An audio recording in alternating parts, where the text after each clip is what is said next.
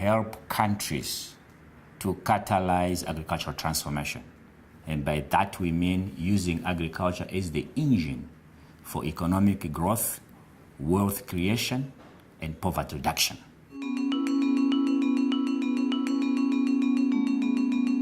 Sustainable sourcing, I think, is at the heart of the business model for us, because if farmers cannot make a livelihood out of coffee, then coffee will not be produced 10 years from now or 20 years from now, and then there will be no business for us. There is obviously a direct link with our business, because if we can source cocoa efficiently from productive farmers, then that is also beneficial for us, because sourcing from a very decentralized supplier base in very uncertain quality terms, that's a challenge. That's also a business challenge. So there's a very good match between the farm business case and our own business case. It all goes back to why we started this model. So yes, we are a for-profit business, but fundamentally, we started this model to try to address an underlying social challenge that really we feel, if it's not addressed, will put the future of not just Nigeria, but really most of Africa at risk. Since 1999, we have been working on farmers with a transactional relationship, and we realize we have not done enough to give them the right kind of support, and they have not grown well. Their families have not grown well. They are migrating to different places. And the challenge what on the long term we see, because we are a cotton-oriented company, in next 10 to 15 years, there will not be any farmers left to do cultivation. The business case for One Acre Fund is to achieve financial sustainability at the level of field operations. That means that for every dollar we spend serving our farmer, from that farmer's profits, a small piece comes back to our organization, and when we achieve full cost recovery, that's 100% sustainable.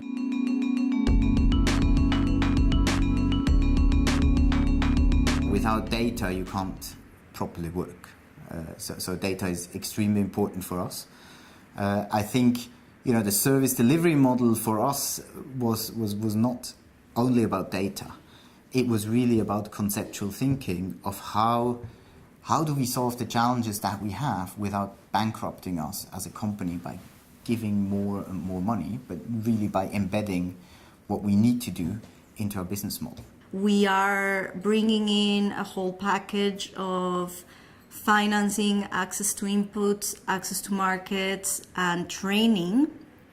And I do have to admit the let's say core component is around financing. So we are basically setting up a fully fledged farmer financing unit within our Uganda export company.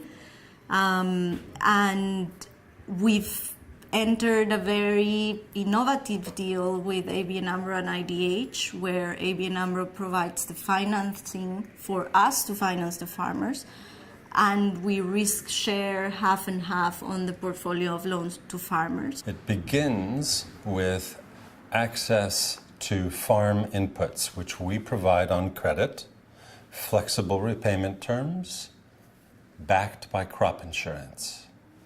We deliver those inputs to within walking distance of every customer that we serve.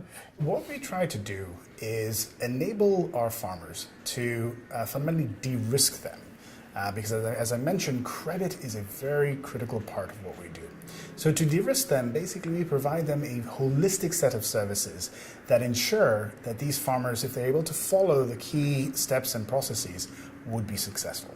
So far, farmers have been paying a huge amount of money from their pockets to all the big multinational companies, whether it is buying fertilizers, whether it's buying pesticides, whether it is buying any kind of seeds. So right now what Pratibha has done with service delivery models, farmer has become his own service provider in terms of they're creating their own biofertilizers, biopesticides, which is a group of farmers are producing on their own. So at the end of the day, when they're trying to sell something out of their pocket out of the crop to the market, the input cost has drastically reduced by half.